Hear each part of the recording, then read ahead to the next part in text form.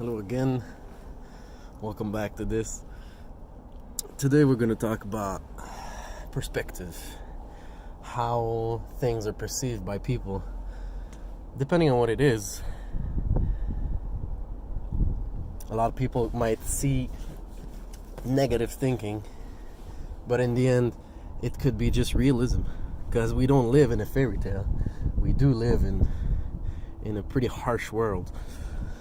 Not where we live, here in the Occident, it is a pretty lush and lavish life. Even though some people don't live that life, but most, let's say the middle class, compared to the rest of the world, is a beautiful life. So when someone might seem negative, but in the end it might be realism, I don't want to say negative realism, but maybe pessimistic realism a bit. Having expectation is not the best, especially if it becomes a habit.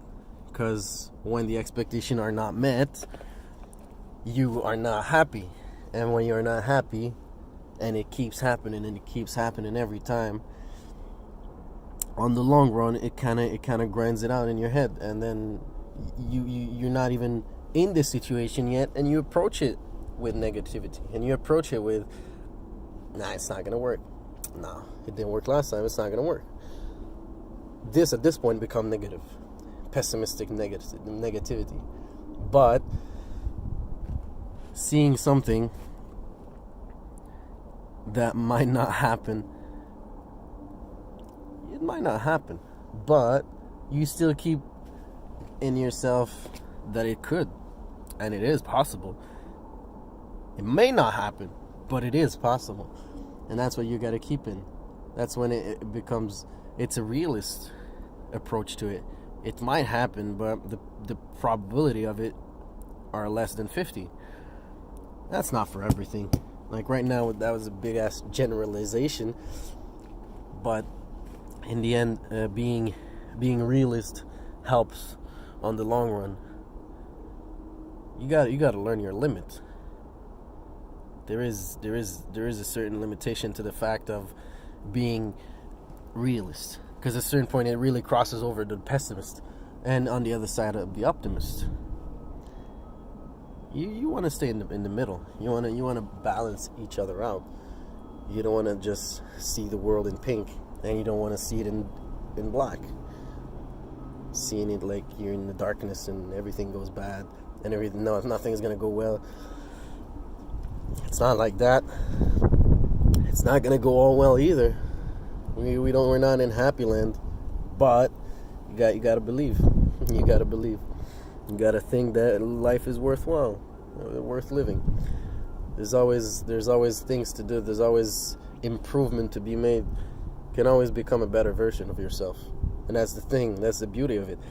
You don't need to take it on a year or on 5 years. Oh, what am I going to be in 5 years?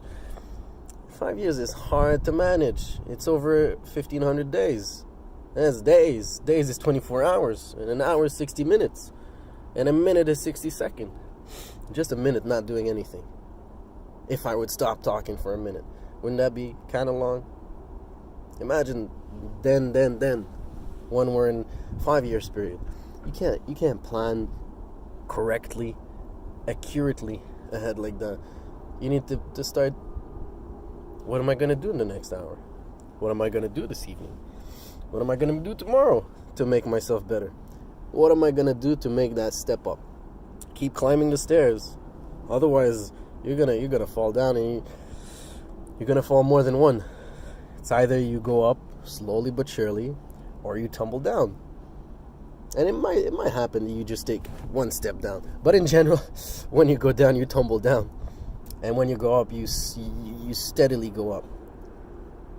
Something that's worth, something that has value is going to take its time. Again, it's like hairs. Hair and trust has a little parallel. It takes a while to grow, and only second to cut. And then when it grows back, it's rarely the same. But as it goes for hair and trust, it goes for a lot of things.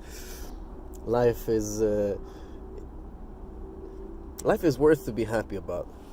I just saw a video. It was a Down syndrome man, and he was making a conference in a university or a parliament or something like that about not labeling their lives as not useless, but to not put them in all the same boat that they have a hard life and it must be super difficult on them and family-wise and this and that they find a way to prenatally identify people with Down syndrome and just terminate the pregnancy. But in the end, the guy was saying it shouldn't be like that. They have a right to live, and they are happy. People like that may have way more problem than us and you, me and you. They're still a smile on their face, and they're living life, and there's heads up living life. We don't have excuse. We're healthy, most of us, I hope. We have our members. We have food, we got everything. Healthy in this situation, because we already talked about how privileged we are. I was talking about this Down syndrome man. I forgot his name. Pretty sure a lot of you guys saw the video, and it was really nice what he said and how true it is. People tend to judge for you how your life is, but it's not. The guy was happy. The guy wants, and it's true. He was saying that Down syndrome people are a crazy source of happiness, crazy natural source, not natural but untapped or abundant. They are happy, and they have a lot of reason not to, but they still are. We should learn lessons from that. We should smile more. Smiling is a butterfly effect. You smile to someone and he's gonna smile to somebody else maybe. And then at the end of the day, it's 100% smile because it started with one. It needs to start with one. It needs to start somewhere. It just doesn't pop. It just doesn't poof. Happy land. I like this word, happy land. It's not. It doesn't exist. We live in the real world. Realist. But happy land can exist. You just gotta build it. Start somewhere. So on this, peace.